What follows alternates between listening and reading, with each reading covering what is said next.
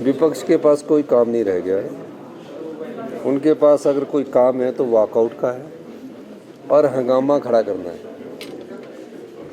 तो इसलिए जब वो हंगामा खड़ा करके सुर्खियों में बना रहना चाहते हैं,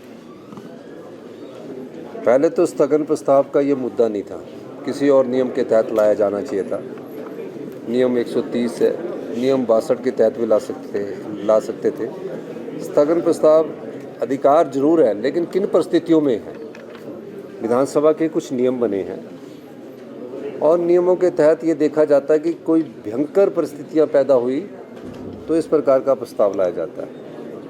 लेकिन भारतीय जनता पार्टी चाहती थी कि हम इसका राजनीतिक फ़ायदा उठाएं और राजनीतिक फ़ायदा उठाने के लिए इस प्रकार का स्थगन प्रस्ताव लाया गया। अब जो रणधीर गुट द्वारा जो स्थगन प्रस्ताव लाया गया, तो वो स्थगन प्रस्ताव में एक रूपता ही नहीं थी। वो रणधीर जी जिस गुट के भी सदस्य है, वो राजनीतिक भाषण दे रहे थे और राजनीतिक भाषण दे रहे थे। वैसे ठीक है, वो विपक्ष के नेता बनना चाहते हैं तो फिर विक्रम ठाकुर जी उठ खड़े हो गए। मैंने कहा कि आप विपक्ष के नेता बनना चाहते तो विक्रम ठाकुर जी खड़े हो गए, लेकिन उन्होंने पूरा भाषण राजनीतिक दिया। हाई कोर्ट में भी हमने ही एफिडेविट दिया था। ये चुनाव हम चाहते थे कि मई महीने में हो, जो कि सुप्रीम कोर्ट ने माना मई महीने में होने चाहिए। क्यों हो? क्योंकि जनवरी में और दिसंबर में जो विंटर क्लोजिंग स्कूल है, वहाँ बच्चों के एग्ज़ाम होते हैं, और अगर चुनावों के वक्त अगर किसी की ड्यूटी लगती है तो टीचर्स की ड्यूटी लगती है, तो उनका शिक्षा पर प्रभाव पड़ता है। और लाहौल स्पीति और किन्नौर के जो कुछ एक डिस्ट्रिक्ट है जहाँ ज़्यादा बर्फ़ होती है, वहाँ चुनाव मई में होते हैं।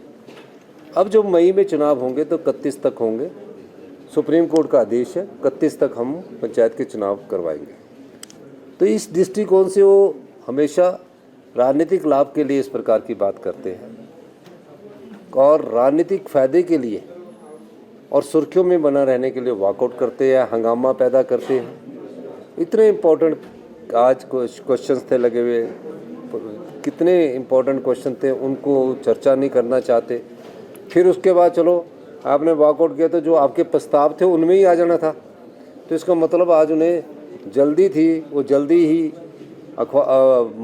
विधानसभा बंद करके बाहर जाना चाहते थे। 5% का हमने डीसी को कैबिनेट ने ताकत दी कि जिस प्रकार का 2011 का सेंसस है और 2090 या 95 के सेंसस के हिसाब से हमने ओबीसी को रिजर्वेशन दिया है। तो जो सर्वे हुआ है उसमें ऐसी रिपोर्ट्स आई कि जो उस समय के सेंसस के हिसाब से कई जगह ओबीसी के लिए पंचायत की सीटें रिजर्व होगी, लेकिन ओबीसी की पॉपुलेशन वहाँ थी ही नहीं। तो ऐसी परिस्थिति में डीसी आंकलन करके उसको बदल सकता है। पंचायत चुनावों में सबसे पहले रिजर्वेशन अनुसूचित जाति को मिलेगी, फिर शेड्यूल ट्राइब को मिलेगी, फिर अन्य पिछड़ा वर्ग को मिलेगी, फिर हमारा जो है महिलाओं को मिलेगी। भारतीय जनता पार्टी राजनीतिक लाभ के लिए इस प्रकार की बात कर रही है।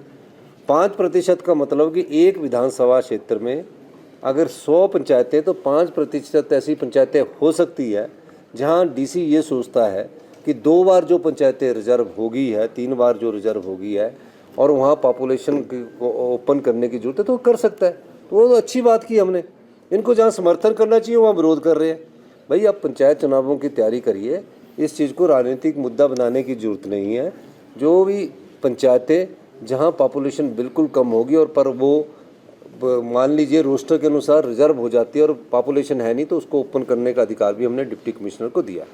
जो 6 टायर का ट्रक का रेट 570 है, जो 2XL 3XL है, सेम रेट रखा है।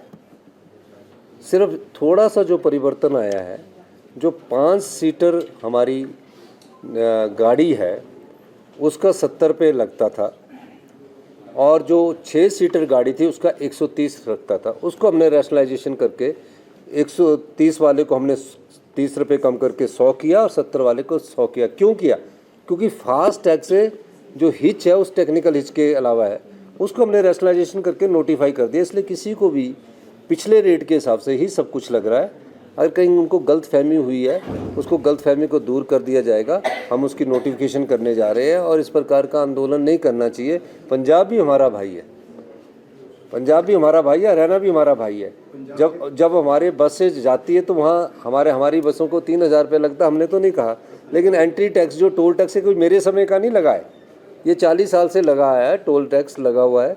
तो इस टोल टैक्स के आधार पर वो उनको थोड़ी गलतफहमी होगी। मैं माननीय भगवत मान जी से भी बात करूंगा।